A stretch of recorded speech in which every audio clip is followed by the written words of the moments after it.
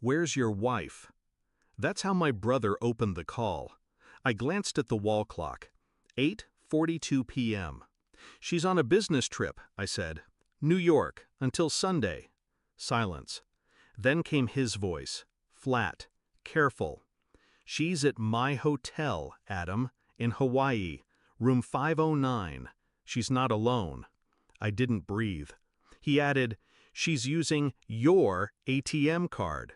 It took me a full minute to speak. I wasn't shocked, not really, just quiet. "Keep an eye on them," I said, "and don't let her know you called." We met at a summer barbecue 11 years ago. She wore red, laughed too loud, kissed me before we exchanged names. I thought I found fire. We got married 6 months later. She liked fast things, cars, decisions, people. She said I was her anchor. But eventually, she started drifting. Anchors don't matter when someone wants to float. The signs came slow. Business trips got longer. She started hiding her phone under her pillow. Bank statements stopped making sense. Once I smelled cologne on her coat, a scent I didn't wear. I didn't say anything. I watched. I listened. And now I knew.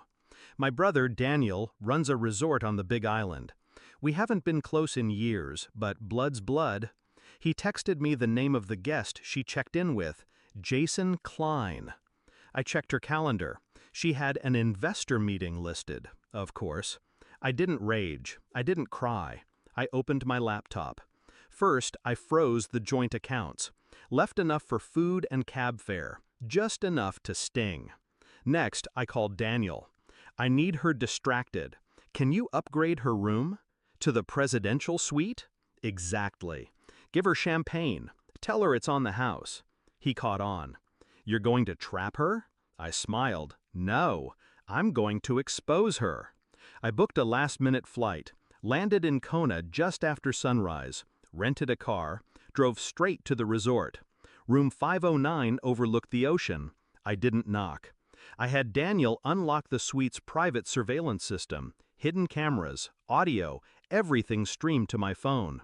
She was wearing a silk robe I bought her for our anniversary. Jason was shirtless, drinking from a bottle of wine I paid for. She laughed, head thrown back, carefree, like I never existed. She said something about finally being free. I watched from the hotel's bar, quiet, cold. Then I made my move.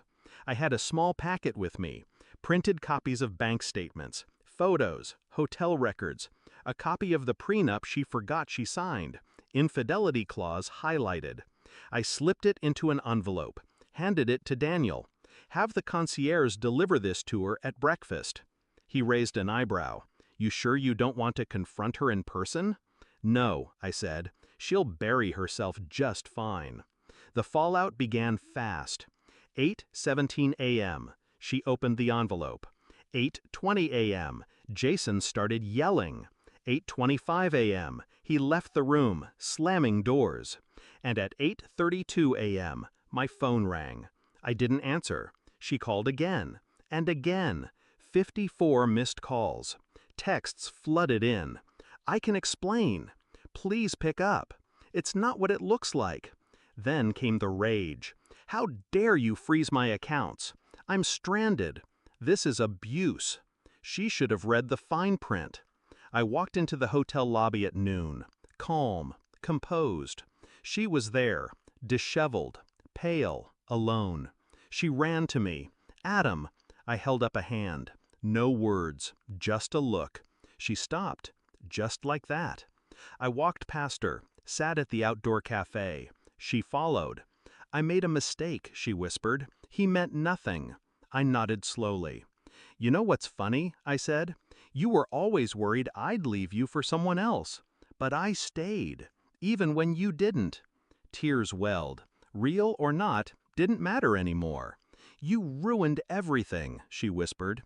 "No," I said. "I ended it. There's a difference." I stood. "Checkout is at 11 tomorrow. Try not to steal the towels." Back home, I filed the divorce. With the prenup violation, she gets nothing. No house, no spousal support, just her own mess. The lawyer said, "She'll fight this." I smiled. Let her. I already won. Now I sleep soundly, alone but at peace. The air feels lighter. I didn't yell, I didn't beg, I just let the truth do the talking. She chose a beach fling over a life we built. She tried to lie, to take, to run. But I had one thing she didn't: control. She hasn't called since the court ruling. Last I heard, Jason blocked her too. Figures. You play with fire, you end up alone on a beach with nothing but regrets, and a canceled card. As for me, I built back quietly, smarter, stronger. She had the sun, but I had the storm, and I brought it with silence.